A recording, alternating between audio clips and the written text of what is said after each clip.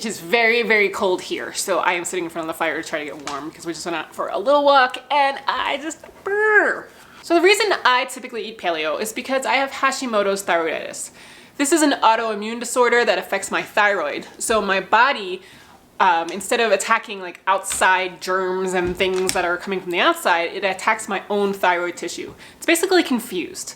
And while I have been able to put it into remission, there are times when I have Hashimoto's flares, flare-ups of symptoms, things that I had before I got it under control, and they come back every so often. And if I was to eat a perfect paleo diet and live a perfect lifestyle all the time with stress relief and movement and perfect sleep and everything, then I probably wouldn't have these flare-ups. However, I am human and I do have stressful times. I just went through sickness, and this guy over here is going through an incredible journey of sickness and different things with his spinal infection and his leg being broken and all that kind of stuff. So, geez, Ozo. I try to eat paleo for the most part, just because that's what my own body seems to thrive on. Hence the name of my blog, Thriving on Paleo. However, I do like to have some ice cream sometimes, or corn tortillas, or oatmeal, or just other things that are really not considered to be paleo. And it doesn't really matter to me if they're considered paleo or not. It's basically that they're not really good for me.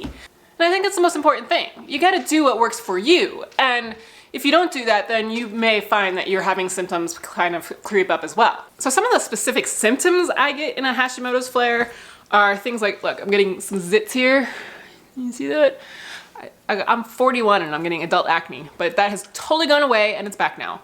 My periods are starting to get closer and closer together, so they're more like 25 days rather than 28. And I'm usually on a 28-day schedule, but as they start getting closer and closer, that's when I realize I need to start fixing things. My nails are breaking again. I have some heart palpitations. I'm having a hard time sleeping sometimes at night, like I'll wake up at 3 o'clock in the morning. I feel a little anxious. I'm losing my hair.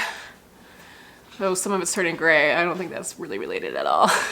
I'm also getting a sore throat, which I explained a couple episodes ago. I usually equivocate with adrenal fatigue because when I'm doing things that are like too much for my adrenals, like going on Facebook Live every day, that's when I start to get it. But I think it's also hand in hand with my hashies. Like I think they're just kind of, they go together. And I got sick last week and I had a hard time getting over it. Usually when I start getting sick more often or I have a longer period of time in recovery, that also tells me that I need to fix things. As a result of some of my symptoms coming back, I've decided that in March, starting March 1st, I'm gonna do a Whole30.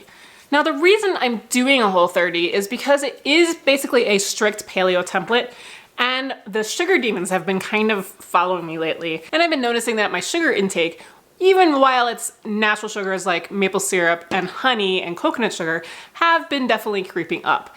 So I like the Whole30 in regards to making sure that you try to get rid of sugar for a while, as opposed to like something like AIP, Autoimmune Paleo, which is what I have also used in the past to get rid of flares and to actually get myself into remission in the first place.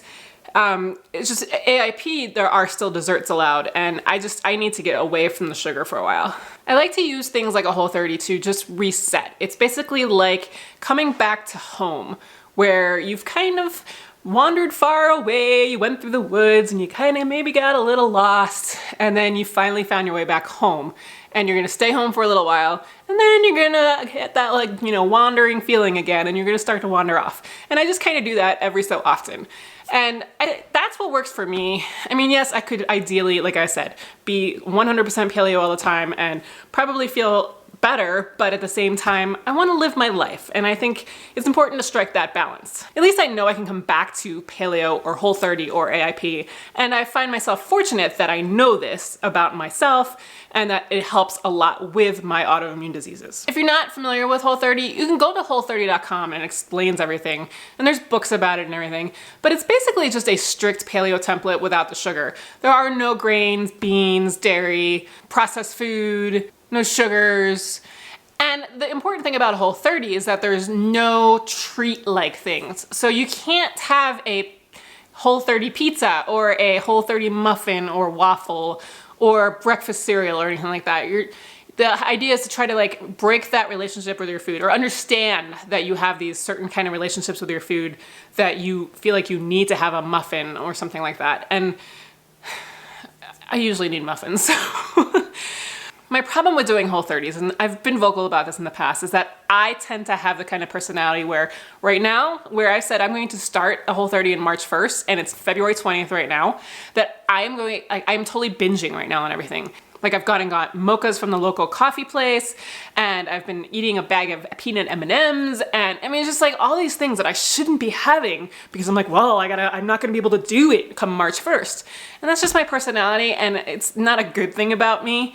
But I recognize that I do that. And then after the Whole30, I tend to do the same thing. So it's one of those things, I like doing a longer effort a little bit better, but they're harder to wrap your head around. So just, it's 30 days.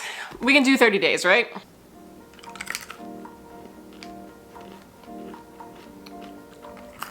They really are good. Not naturally colored though.